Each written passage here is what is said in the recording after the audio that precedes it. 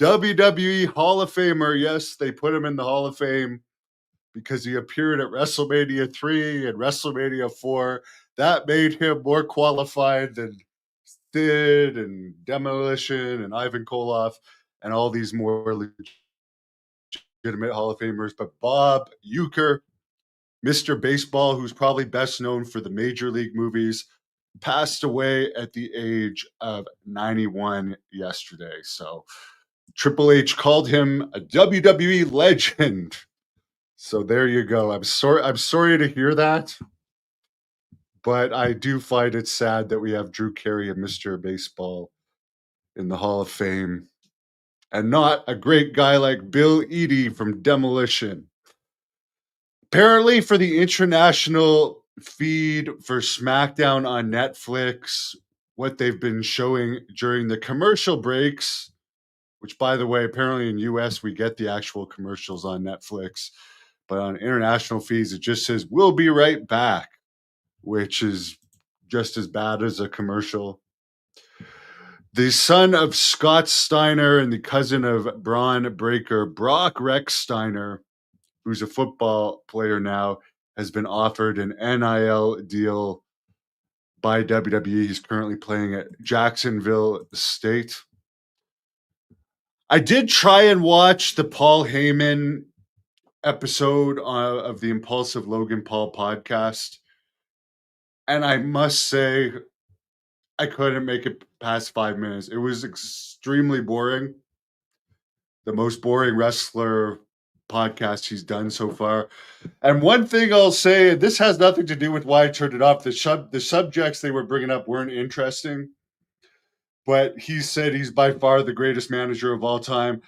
And Logan Paul's like marking out for Paul Heyman. I guess Logan Paul's too young to remember Bobby Heenan. And I like Logan Paul, but to me, well, you just can't compare Bobby Heenan to Paul Heyman. He's just that much better. Paul Heyman to me is very repetitive and he talks for too long periods of time. And if you watch Paul Heyman take a bump compared to Bobby Heenan, I mean, there's just no comparison who the greatest manager of all time is, in my opinion. Nick Khan, WWE president, has confirmed WWE is doing an event in Paris soon. January 10th, the SmackDown in Portland, Oregon had over 9,000 fans. I'll be heading to Portland next month, where I will be visiting Billy Jack Haynes, who is still incarcerated. So there's something to look forward to. Apparently, Mr. McMahon, according to Dave Meltzer, Wrestling Observer, he settled his Securities and Exchange Commission issues on January 9th, and this was related to irregularities in the reporting of company public information on expenses and properties. It had to do with details of two legal settlements he had made. One was for $7.5 million, and another was for $3 million, for which only $1 million was paid so far. That was related to Janelle Grant, who didn't get her other $2 million because she talked about the case.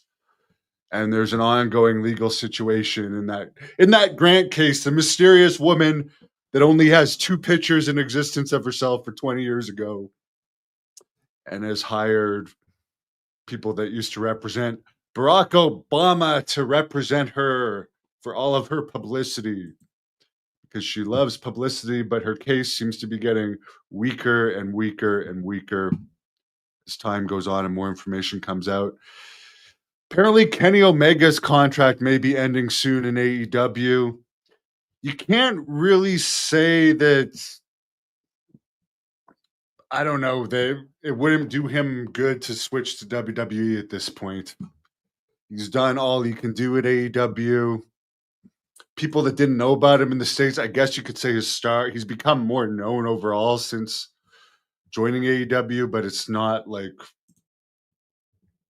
he's not, I would say he's fairly stale right now. I know he's been in and out of the hospital, but for instance, he appeared on a New Japan event, the San Jose City Civic Auditorium last weekend, which was a big Battle in the Valley show, and it only had about 1,600 fans. He wasn't the only AEW star on that. By the way, speaking of New Japan, they did do a show the night after Wrestle Kingdom in Japan involving AEW, and they said after that show they're no longer going to do 2 nights in a row. So that shows you how successful that was in Japan. AEW has pulled all Rey Fenix merchandise. I guess this is in response to Penta having a great debut in WWE. He had been in under AEW contract up until December 1st. However, for whatever reason, they didn't use him since July.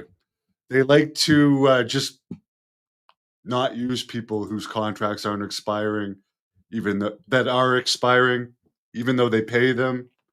They'd rather than use them to help get other people over or sell merchandise, they'd rather just discontinue the merchandise and have these people sit at home. Somebody made a comment that with Penta's debut for WWE, you'd think that they would want to put Rey Fenix, his former partner, on TV. And they didn't do a good rating at all this week for Dynamite, only about a 0.18, which, consider this, their debut episode was in the 0.6s. So the largest attendance in combat sport for 2024, the largest one was 96,000, DAZN, London, England, Wembley Stadium for Anthony Joshua versus Daniel Dubois.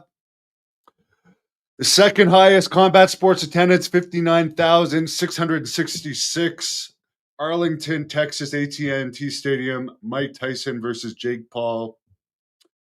WWE WrestleMania Philadelphia Night 2, which The Rock was on that card, 56,758 at Lincoln Financial Field. Then the UFC's biggest card was UFC Mexico City, February 24th, 21,546. CDMX Arena for Brandon Roval versus Brandon Moreno. They don't. I haven't even heard these names before, and I know obviously that's the biggest crowd in UFC. It just seems to me like they've got John Jones. They may or may not use Conor McGregor again, but it seems to me like the days where you knew like all the top MMA fighters in UFC are gone. It's not 2008 anymore. It seems to me that like the fighters are less known overall for whatever reason. AEW's biggest crowd was 53,000, including comps at Wembley Stadium. August 25th for their All In, which they're not doing it again in England this year, which was a considerable drop from the attendance last year. They actually have several tapings coming up with only around 1,000 or less tickets, according to the Wrestling Observer. By the way, I did an interview with Lance Von Erich the other day, and I got to spend the day with him. And it was very good. He's one of the nicest wrestlers I've dealt with. I'm gonna do a UFO news update right after this.